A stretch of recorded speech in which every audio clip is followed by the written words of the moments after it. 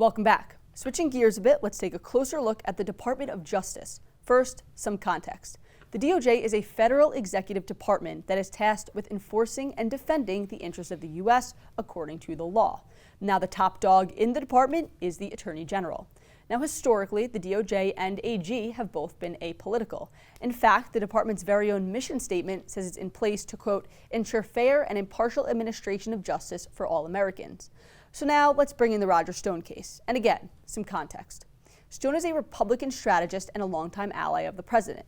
In November of 2019, Stone was found guilty on all 7 counts he was tried for, which stemmed from Robert Mueller's special counsel investigation. 5 counts of lying to Congress, 1 count of witness tampering, and 1 count of obstructing a proceeding. Now, on February 10th of this year, prosecutors on the Stone case recommended 7 to 9 years of prison time for the strategist, and that was based off sentencing guidelines. In the early hours the next day, really early, 1:48 a.m., the president took to Twitter, writing, quote, "This is a horrible and very unfair situation. The real crimes were on the other side, as nothing happens to them. Cannot allow this miscarriage of justice." That same day, but at a reasonable hour, top Justice Department officials overruled the prosecutor's sentencing memo, thereby recommended reducing the sentencing period. In response, all 4 federal prosecutors on the Stone case, those very individuals who recommended the 7 to 9 years, withdrew from the case, one stepping away from the DOJ altogether. AG Barr, he denies that the White House had anything to do with this reversal. And on Thursday, a judge ultimately sentenced Stone to 40 months in prison, 3 years and 4 months. Clearly a major difference from those original guidelines. And now here we are. Roger Stone's going to prison, the possibility of a presidential pardon is on the table, and a Department of Justice that seems to be a little bit in disarray.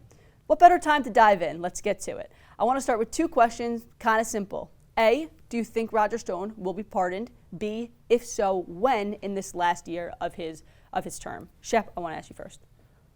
Do I think Roger Stone will be pardoned? I think it's definitely on the table. I think that I feel like I believe we're getting into it later on, but I believe the pardons that the president sent out earlier today were basically a test balloon to see if he could get away with pardoning people that are known to be close to him. When? If so, when? I think he's going to wait a bit. It's kind of too hot to do it right now. Parker? If he's smart, he'll wait a little bit, I think. Do you think it'll ultimately happen, though? Yeah, I wouldn't be surprised. But as far as now that the sentence has been reduced a little bit, I don't know. Maybe not. I think if Trump listens to his advisors, then. When has he ever done that? Yeah. Exactly. Emma? Yeah, I think it's definitely an option. I think he will probably do it. It's not the first time that Donald Trump has done something kind of corrupt. If so, when? If so, when? Well, again, if he's smart, which I don't know he really is, he will wait. Keep in mind the election, though. Pre-election or post-election? I really can't predict what that man will do, but probably post-election. Sam? I think it really depends on the result of the election. Yeah. I think he'll wait exactly until he knows. There's a lot of speculation as to whether he'll honor the results of the election in the first place, or deem it rigged. I think if he ends up losing the election, he agrees to go. I mean, this is something that presidents do all the time. On the eve of their exiting of office, they still have that presidential power to pardon people. But I think this whole situation paints a very wide picture of the absolute chaos in the executive department at the moment. So I want to get into a little bit to now the changing of this recommendation. Like I said, after the 4 prosecutors had recommended 7 to 9 years, President Trump took to Twitter saying it's a miscarriage of justice, essentially recommending that they lower it. That was his opinion. Do you think that the Justice Department is folding to the pressure of the White House? Because the Justice Department, like I said, is supposed to be apolitical. We'll go to the Democrats first. While it's important to acknowledge, I keep saying that it's important to acknowledge, it's important to understand all the context that we hear from what's going on in these situations. We know that the DOJ is an arm of the executive branch, but there needs to be a separation of how the president is able to exercise his purview into something that's in his branch of government. The AG is appointed, to exercise a duty where he is able to, oversee what's going on in his own department. But is politics affecting the DOJ a little too Absolutely. much right now? The president on the White House lawn calling himself, the chief law enforcement officer. That goes into a lot of very scary territory. Parker, you look like you want to respond. Yeah, okay, so I think you're looking at like two possibilities with this situation, and one is that the prosecutors that are lower down in the DOJ come up with this large sentence, and there's been a lot of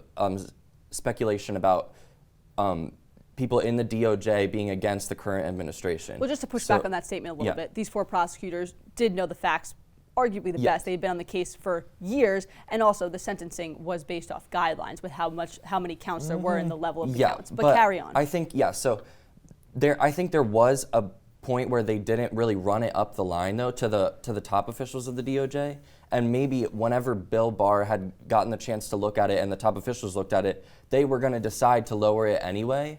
But I do think Bill Barr actually came out with a statement later that said that like he wished that Trump would just like shut up sometimes, perfect segue to my next question. ABC News' Pierre Thomas asked Bill Barr in an interview if he spoke with the president at all about this recommendation for Stone sentencing.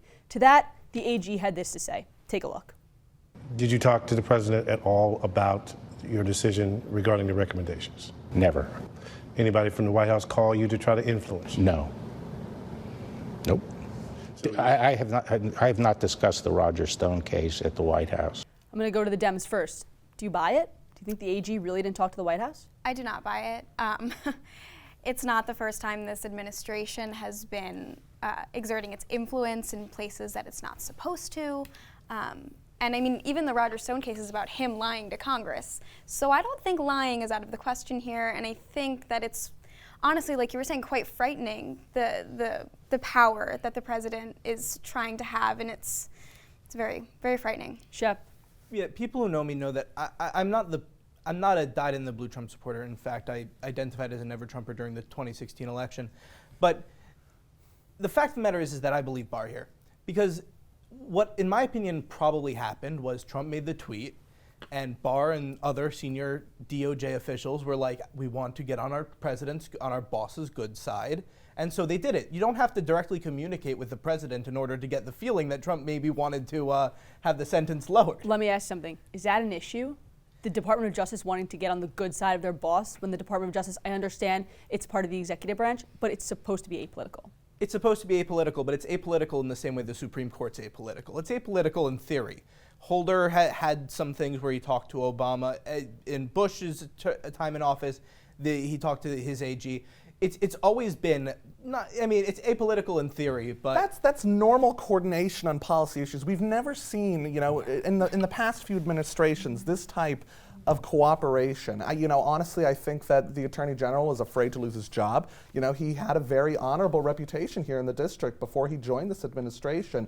And, here he is at risk of losing that all as an Attorney General in a previous administration. Here he is trying to salvage what he can. In essence, coordination. It's a different type of coordination, but it's illegal coordination. That's what it is. I just don't think that. I don't even think it's that viable of an option to say that they were bending it to the will of their boss. Honestly, I think that probably what actually happened was, we have the support of the leader of Minority House and the majority of the Senate. They both came out in support of Barr instead of Donald Trump. I think this is a classic case, and I really think that everybody awards Donald Trump actually too much of he's scheming behind, trying to figure out everything. I really think this is just a classic case of Donald Trump not smart politically, sounding off about an issue that he shouldn't have. And when Bill Barr was probably going to reduce the sentence anyway, not actually bending to Trump, but now it looks like that because Trump had to tweet about everything. Our friends on the Republican side said it themselves.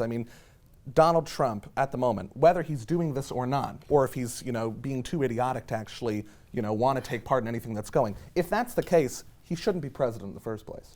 Sam, I want to go back on something you said before, talking about the fact that Bill Barr, his job may be in jeopardy, he may be stepping down. Over 2,000 former federal prosecutors have signed on to a petition saying that Bill Barr should resign from his post. Will he? If the Democrats end up, taking the White House by the end of this year, I don't know what his end game is going to be and how this whole political process plays out. But if he's able to keep the media on its toes, please the president, and execute his duties in the Department of Justice, I think he'll be just as happy to keep his job. Republicans, will he resign? I don't think he'll resign. I think that after all of this, I can't see a situation where he resigns unless Trump turns against him in addition to everything else. I don't see a situation where he feels it's in his best interest at this point in time to resign from his position. And now, last thing I want to talk about is precedent. This is a very interesting situation that we're in right now, whether or not Barr is telling the truth, whether or not the tweet was actually a coincidence. Is the White House folding to the pressure of is the DOJ folding to the pressure of the White House, or was Barr really just acting in his interest? The main point is that the DOJ is supposed to be apolitical, bottom line, period. There are questions right now. Is this setting a precedent that the DOJ could be finagled with, could be morphed by the presidency? Do you think that this is going to set the tone for future administrations, Republicans? I think that in many ways, I hope that Trump's attitude and way of tweeting and all that is an anomaly when it comes to presidents. I hope that it doesn't set a precedent, because I hope that future presidents don't cavalierly tweet the way Trump does, and don't, for all of Trump's claims that, I'm not a politician and that's a good thing, you want a CEO to have some experience with the way business works, and you want a president to have some experience with the way politics works. And Trump very obviously doesn't, and he's acted that way. He hasn't listened to his political advisors. He's basically done whatever he wanted. And I hope that that's an anomaly in the sense of the grander American ideal. Do you think, you mentioned the tweets, do you think the tweets are the issue? Yes. I think Trump is often his own worst enemy. I think that many of his problems that he's blamed on other people, he's created himself through statements and tweets that, if he had someone vetting those things, would never have actually gotten tweeted. Democrats will give you the last word. Is this setting a dangerous precedent? I think it is 100%. Everything that Donald Trump does is very dictatorial, and that's setting a precedent for our country that's supposed to be a democracy, the power of the people. And when he controls the Justice Department, things that are supposed to be fair and equal, that does set a precedent, it does set a standard, and if that's continued throughout our country, which I hope it is not, that's very dangerous and very scary. Childish behavior. It is. Time for an adult in the White House. All right, we'll have to end the segment there. Really great conversation. After the break, it's Rapid Fire. Stay with us.